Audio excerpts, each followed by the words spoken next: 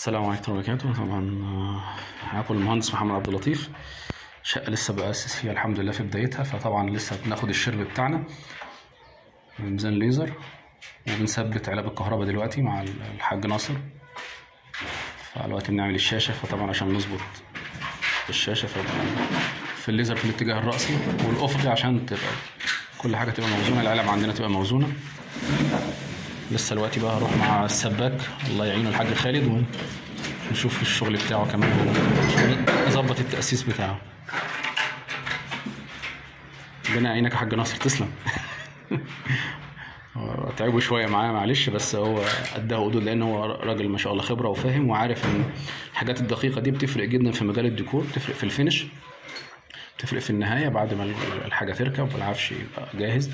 فالحاجات الصغيره اللي احنا بندقق فيها في ناس فاكره ان هي ملهاش لازمه او احنا مقفرين او مكبرين الدنيا، بس بالعكس الحاجات دي يا جماعه مهمه جدا جدا جدا. لما تشوف الشغل في الاخر تلاقي العلب متساويه على المنسوب واحد، على ارتفاع مظبوط، الشاشه بتبقى متسنطره في نص الحيطه لو هتعمل ديكور او هتعمل تي في يونت او اي حاجه، بتبقى كل حاجه مظبوط.